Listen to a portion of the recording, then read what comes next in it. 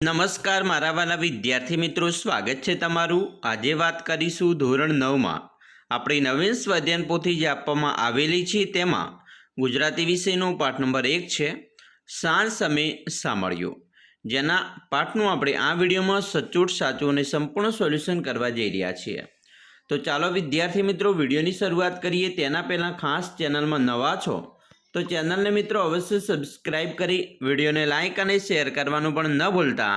મિત્રો કાવ્ય 1 છે સાંજ સમયે સાંભળ્યો, જેની અંદર આપણે જોઈશું વિભાગ નંબર બી, જેમાં અ છે નીચેના જોડક્યા યોગ્ય રીતે જોડીને ફરીથી લખો। અહીંયા તમે મિત્રો જોઈ શકો છો અ અને બ વિભાગ આપેલા છે, જેમાં પહેલું છે સાંજ સમયે સાંભળ્યો, તો એમાં જવાબ આવશે બ, નરસિંહ મહેતાના કાવ્યો માથે। બીજું છે પ્રભાતિયા, જવાબ આવશે ડ, ઝૂલણા છંદ। ત્રીજું છે આદિકવિ, જવાબ આવશે અ, નરસિંહ મહેતા। મિત્રો બની વાત કરીએ તો નીચે આપેલ વિકલ્પમાંથી યોગ્ય વિકલ્પ પસંદ કરી ખલગ્યા પૂરવાની છે। ચોથું છે સાંજ સમયે સાંભળ્યો ખલગ્યા કાવ્ય છે, તો મિત્રો તે ગીત કાવ્ય છે। 5 સાંજના સમયે શ્રીકૃષ્ણ ખલગ્યાથી આવી રહ્યા છે, તો વૃંદાવનથી। 6 શ્રીકૃષ્ણ આકાશના ખલગ્યાની જેમ શોભી રહ્યા છે, તો ચંદ્રની જેમ। 7 નરસિંહ મહેતા શ્રીકૃષ્ણની ખલગ્યા જોઈ હરખ પામી રહ્યા છે, તો શોભા જોઈ। મિત્રો આગળ જોઈશું ક છે નીચે આપેલા પ્રશ્નોના 1-2 વાક્યમાં ઉત્તર લખવાના છે, જેની વાત કરીએ તો 8મો પ્રશ્ન છે હરિહળદરનો વીરો એટલે બલરામનો વીરો, બલરામનો ભાઈ। 9 ભગવાન શ્રી કૃષ્ણ કેવા રંગના વસ્ત્રો ધારણ કર્યા છે, તો જવાબ આવશે પીળા રંગના। પૂરા વાક્યમાં જવાબ લખીશું। 10 ભગવાન શ્રી કૃષ્ણે કેવો મુગટ મસ્તક પર ધારણ કર્યો છે, તો જવાબ આવશે મોર મુગટ ધારણ કર્યો છે। 11 ગોવાળ એટલે ગાયો ચરાવનાર। 12 ભેંસોના ટોળા માટે કયો શબ્દ વપરાયો છે, તો જવાબ આવશે ખાડું। ડ નીચે આપેલા પ્રશ્નોના 3-4 વાક્યમાં ઉત્તર લખો, જેમાં મિત્રો 13મો પ્રશ્ન છે નરસિંહ મહેતા હરખ પામી રહ્યા છે, કારણ કે મિત્રો જવાબ આવશે નરસિંહ મહેતા હૃદયમાં ભગવાન શ્રી કૃષ્ણનું રૂપ વસી ગયું છે। શ્રી કૃષ્ણએ એમને વહાલથી આલિંગન દીધું અને તેઓ તન મનથી કૃષ્ણના મુખ વારી ગયા। કૃષ્ણનું રૂપ મહાશુભકારી છે, આથી નરસિંહ મહેતા હરખ પામી રહ્યા છે। એના પછી 14મો છે કાવ્યના આધારે સાંજના સમયનું વર્ણન કરો। જવાબ મિત્રો જોઈએ તો સાંજના સમયે કૃષ્ણ વૃંદાવનથી આવી રહ્યા છે। કૃષ્ણની આગળ ગોધણ અને પાછળ સાજન એટલે કે ગોવાળોનું વૃંદ છે। શ્રી કૃષ્ણે મસ્તક પર મોર મુગટ ધારણ કર્યો છે અને કાનમાં કુંડળ ઝૂલે છે। શરીરે પિતાંબર અને ફૂલની પછેડી પહેર્યા છે। આ પછેડી ધારણ કરેલા શ્રી કૃષ્ણ ચુવા ચંદનથી મહેકે છે। મિત્રો હવે આગળ જોઈશું ઈ નીચે આપેલા પ્રશ્નોના 10-12 વાક્યમાં ઉત્તર લખો, જેમાં 15મું છે સાંજ સમયે સાંભળ્યો કાવ્યનો ભાવાર્થ તમારા શબ્દોમાં લખો। તો જવાબ જોઈએ સાંજ સમયે સાંભળ્યો કાવ્યમાં નરસિંહ મહેતાએ સાંજના સમયે ભગવાન શ્રી કૃષ્ણના રૂપનું સુંદર વર્ણન કર્યું છે। કૃષ્ણએ મસ્તક પર મોર મુગટ ધારણ કર્યા છે, એમના કાનમાં કુંડળ ઝૂલે છે, શરીરે પિતાંબર અને ફૂલની પછેડી પહેર્યા છે। ફૂલની પછેડી ધારણ કરેલા શ્રી કૃષ્ણ ચુવા ચંદનથી મહેકી રહ્યા છે। જેમ તારામંડળમાં ચંદ્ર શોભે તેમ ગોવાળિયાઓના વૃંદની વચ્ચે શ્રી કૃષ્ણ શોભી રહ્યા છે। કૃષ્ણનું આ મનમોહક રૂપ કવિના હૃદયમાં વસી ગયું છે। એમને મળવા કવિનું મન વેગથી દોડ્યું અને કૃષ્ણએ તેમને વહાલથી આલિંગન દીધું, આમ કવિનું મન શ્રી કૃષ્ણ ઉપર વારી ગયું છે। વ્યાકરણ વિભાગની વાત કરીએ તો સૂચના મુજબ જવાબ આપવાના છે, જેમાં 16મો છે નીચેના શબ્દોની સાચી જોડણી મિત્રો શોધીને લખો। તો અહીંયા મુગટ સાચી છે, ગિરધર અને કુંડળ આ સાચી જોડણી છે।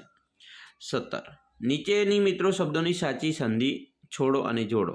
કૃષ્ણ કૃષ્વતા ન, અધ્યાત્મ અધિવતાત્મ, પિત્વતાંબર તો પિતાંબર। 18 છે રેખાંકિત સંજ્ઞાનો પ્રકાર ઓળખાવો। અહીં મિત્રો શ્રી કૃષ્ણ વ્યક્તિવાચક છે, ગોધન સમૂહવાચક, પર્વત જાતિવાચક, કુંડળ જાતિવાચક, સોનાના દ્રવ્યવાચક। 19 રેખાંકિત શબ્દોના સમાનાર્થી શબ્દ લખો।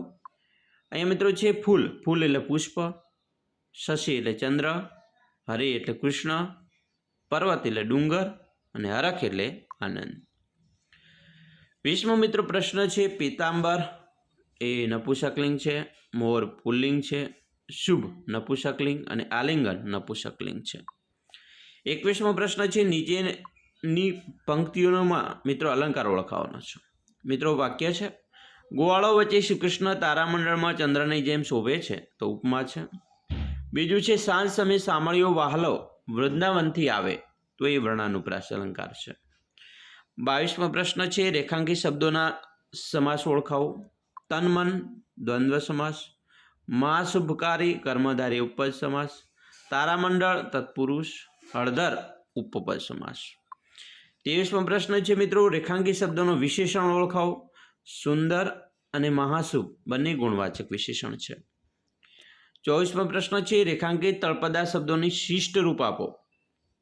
તો મિત્રો સમય એટલે સમય, વીણ એટલે વગર, ધસ્યું એટલે ગયું અને હૃદય એટલે હૃદય.